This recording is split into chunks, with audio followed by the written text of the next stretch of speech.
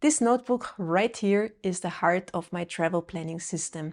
It's basically my sanity, and it helps me to organize all my long and short trips. And most trips have lots of moving parts to organize. There's accommodation, the transportation, the sites I want to see, and all those information is usually at some point stored in many different places. So for me in the past, it was always very easy to lose track of everything and start to feel overwhelmed, especially since I'm traveling basically the whole year. But nowadays I use one layout that evolved over the years, and it brings everything together in one nice overview. And to do that, I only need a notebook and a pen. I usually use the Pocket Moleskine Kahir notebooks with the dot grid, but any notebook will do. And one notebook like this usually lasts me 1 year. And also sometimes I write it out on my iPad in GoodNotes with the Apple Pencil, and also anywhere digitally would work as long as you can create a table. And in today's video, I want to show you exactly how I set up my little notebook and how I plan all my trips. So the first step is to set up the overview, and I have a very simple layout to do that. So let's assume I'm going on a fictional 3 weeks trip, and the first thing that I set up are the dates. And I usually move in 6 dots from the side, and I will show you in a second why. And here in this column, I just start putting the dates. So I'm assuming that my fictional trip starts on the first day of the month. If you would start on the 15th, then obviously start with the 15th. And then I just put the date of the week next to it. And now to make it a little bit easier to process, I make a line between every Sunday and every Monday. So now I have the whole duration of my trip neatly laid out on this side. On the right side here, I now have a lot of space to fill out my itinerary, and I will show you what I do with that in a second. But before we do that, let's talk about what I put here on the right side. And for me, this side is reserved for information about my accommodation, because at the end of the day, I need a place to sleep every night, and I already have hotels booked as far as November this year. So for me, it's very easy to lose the overview with accommodations, and that's why I created this little layout. So what I basically do here, in the first column here, I always draw a little house, which basically signifies that I already have an accommodation booked or not. So if I have a bed for the night, I just make a little check mark. Next to it, I usually make a little euro symbol. I make a column that shows if I already paid for this accommodation or not. And I have 3 symbols that I use there. The first symbol is a check mark, means that I already paid it up front. The second symbol, I just use an at, which means that I have to pay at my location when I arrive. And the third option that I have is indicated by a number, for example as 7. Because in some places, especially on booking.com, they automatically deduct the money from your account a few days before your arrival.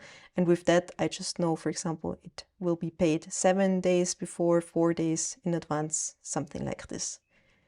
So this helps me to keep track of the payment information. So let's assume, for example, that on this first hotel night here, I have to pay at the location. And another thing that I do is that I just note how much it will cost. So let's say, for example, it's 100 euros a night, because more than once I had it that suddenly you arrive at the hotel and they want to charge you a different price and claim that they put like a wrong price in the booking system, which of course then is not your problem. And I often complained with booking.com afterwards and got my money back. But this is just interesting for me to know how much this night will cost me. If you would want more space for your information, then there's a few ways to do that. You could, for example, leave 2 lines for one day. I'm usually fine with 1. And another one is to do annotations. So if this line is already full, but I want to write more, I usually make a little A here, and then somewhere down here or on the next page, I will signify the A again and write my information. And I usually do it that I use A to C for accommodation information or transport information. And I use numbers for like ideas and events and sites I want to see. And now let's move on to the next step, which is to add in the cornerstones. Because on every trip there are a few things that are already fixed, like booked flights or hotels or other tickets. So my first step is to add those to my plans. So let's say I already know that this first hotel here for those 2 nights will be in Barcelona.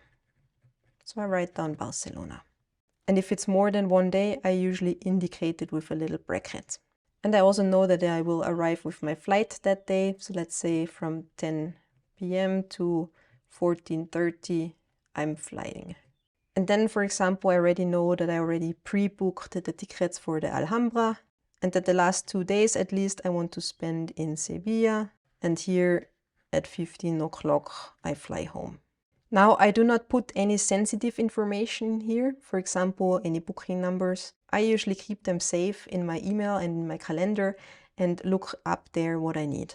And here I have one hack for you. What I usually do when I get a booking confirmation, I snooze it in my Gmail, and then I set it that it automatically pops up the day before. So this way I know that everything automatically will resurface again in my emails on the day when I need it. And I also always add all the fixed plans like booked flights and hotels to my Google Calendar that I share with my husband as well.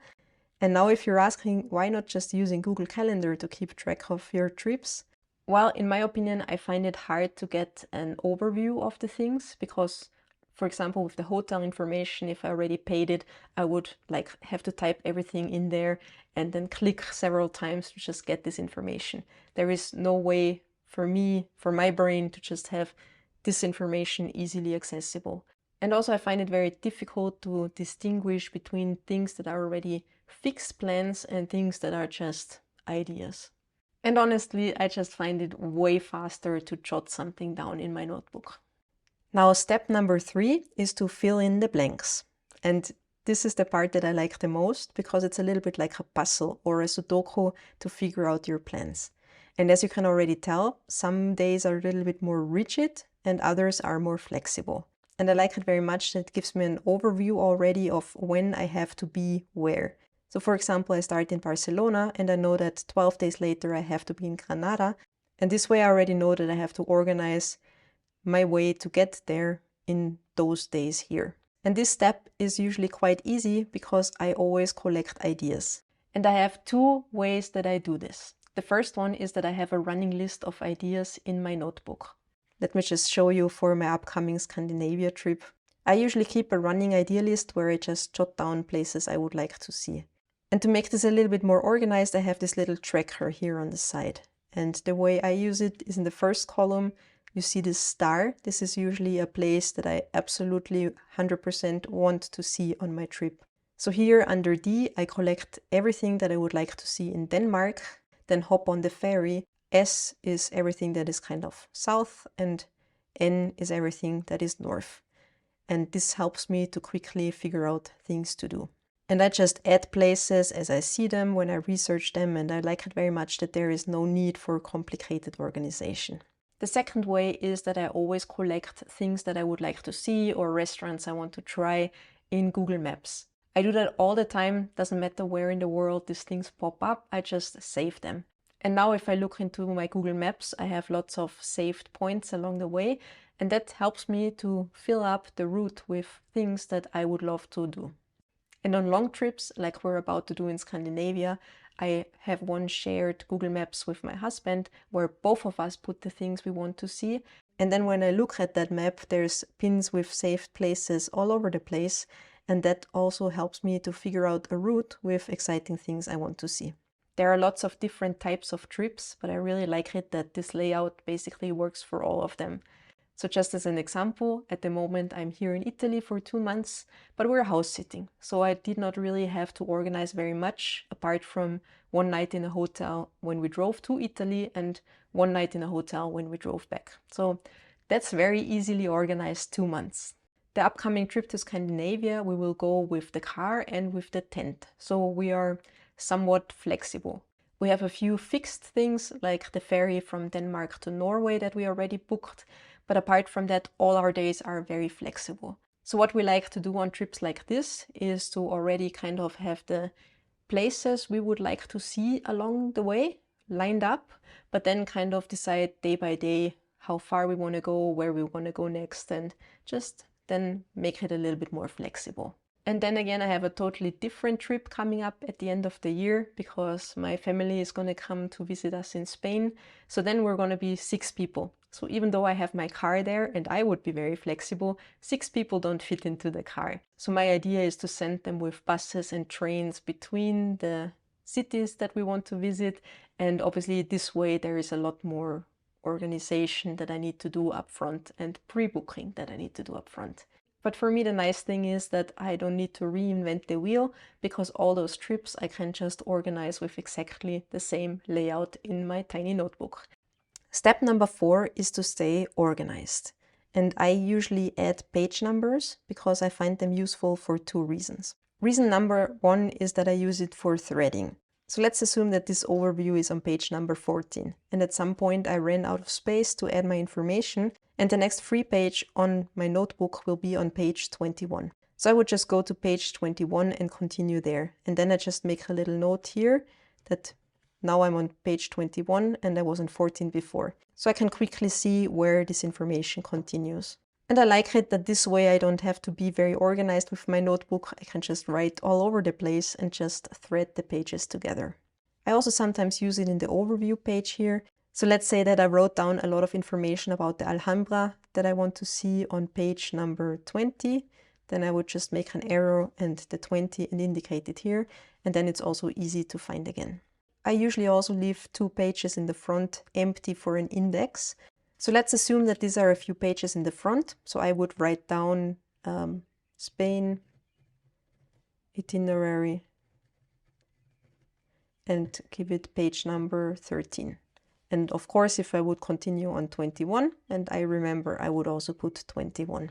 I don't put every page on the itinerary, just the ones that I actually want to refer to regularly. I also like to have some helpful information that I may need on my trip here in this notebook. For example, the phone number of the travel insurance, things like this.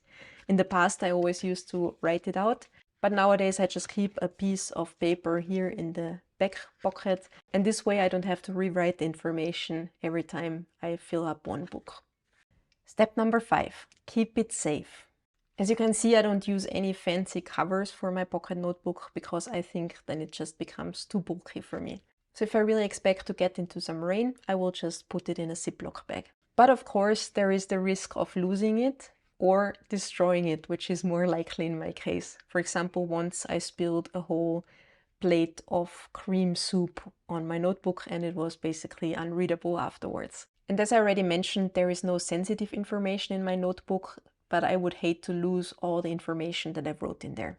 So what I do regularly, especially when I put in a lot of new information, is to just back it up. And the way I do it is that I just scan it into my phone, and with those scan apps it just takes 2 or 3 minutes and the whole thing is saved. So as you probably can guess by now, this little notebook really helps me to stay organized with all my trips, and I like it that it gives me a good overview and that at some point all the moving parts just fall into place and create an itinerary for my trips. If you're wondering now how I can actually afford to go on all those trips, for me it's very easy. I'm not rich, so I have to keep the costs low. So I found some hacks that on average I don't need to spend more than 750 euros per month.